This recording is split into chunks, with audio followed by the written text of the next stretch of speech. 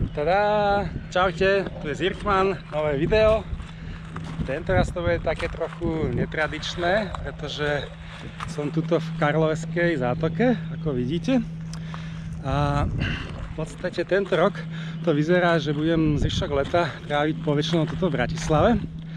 A napadlo ma, že by som vám nejaký zážitok na vode mohol ponúknuť a sprostredkovať.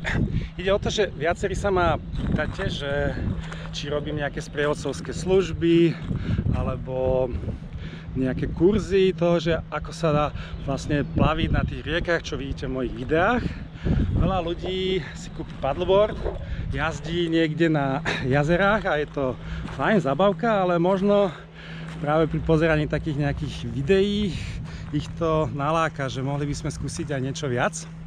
No a práve takú ponuku pre vás mám.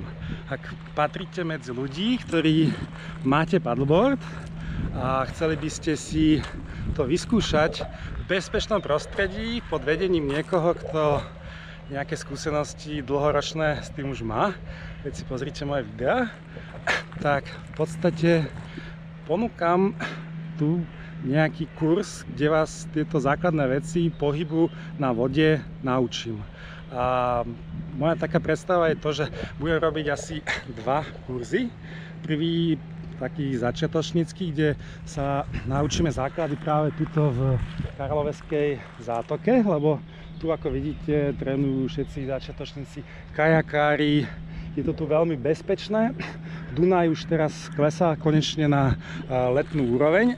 Tak znamená, že čím ďalej to tu bude voda čistejšia, prúd slabší. Čiže naozaj je to tu ako také detské jasle pre vodákov. Úplne neviem si predstaviť ideálnejšie prostredie na učenie sa základov, ako ísť na vodu.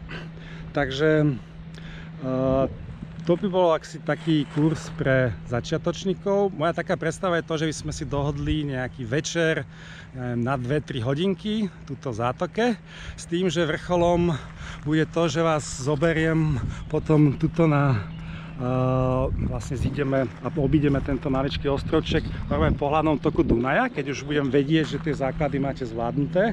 A vám garantujem, že prvý splav po Dunaji na naozaj rýchlej rieke je niečo, na čo sa nezabúda, ale môžete si byť istí, že to, čo my urobíme, bude bezpečné a budete mať z toho radosť, pretože sa naučíme tie základy. No a druhý kurz by sme si tie základy nejakým spôsobom znovu ešte precvičili, no ale potom vás v podstate môžem zobrať aj cez Dunaj a prejdeme tuto na tie petržalské pláže a potom sa môžeme vrátiť späť. Čiže to by bolo také vyvrcholenie toho, že si to všetko zopakujeme a prvý raz prejdeme spoločne bezpečne cez Dunaj. No a tretia možnosť, keď už niekto absolvuje tento základný a pokročilý kurz, tak vás môžem zobrať na výlet na splav z Devína sem do Karloveského ramena a už tú trasu vám môžem všetko krásne vysvetliť, ako to funguje na veľkej rieke, ako si dávať pozor na lode a v podstate všetky tie základy toho, aby ste to neskôr mohli bezpečne a kľudne aj s kamarátmi absolvovať s vami. Naozaj tuto v Bratislave v lete je ten Dunaj úžasný, veď už predchádzajúce generácie detí ešte za prvej republiky chytali električku v Starom meste, vyviezli sa na rivieru a potom chodili vlastne s nejakými pneumatikami sa splavovať po Dunaji.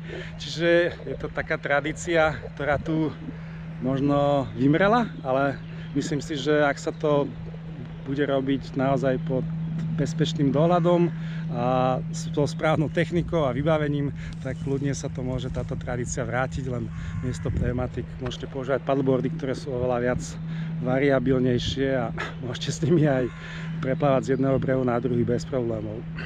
Takže ak o niečo takéto máte záujem, pripravil som stránku www.zirkman.sk, kde sa mi prosím zapíšte do newsletteru a ja vám následne pošlem informácie, keď už bude takýto kurz pripravený.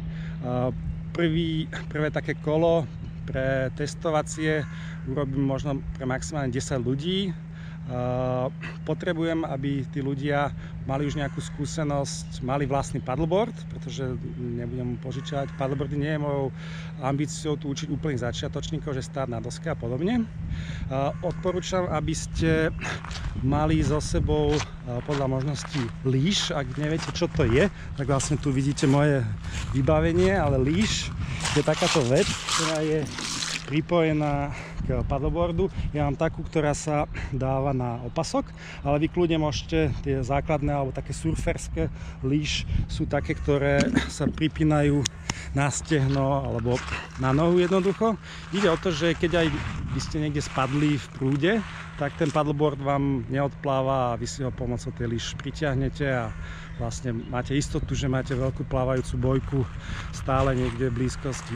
Čiže nech sa páči, www.zirkman.sk. Budem sa tešiť, že spoznám nových ľudí.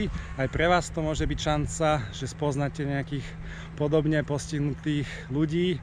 Užijeme si kopec randy. Kto chce, ma na konci môže vyzvať na rytierský súboj. Netreba sa toho báť a verím, že sa to zrealizuje a že užijeme si kopec zábavy. Vidíme sa. Čau, čau.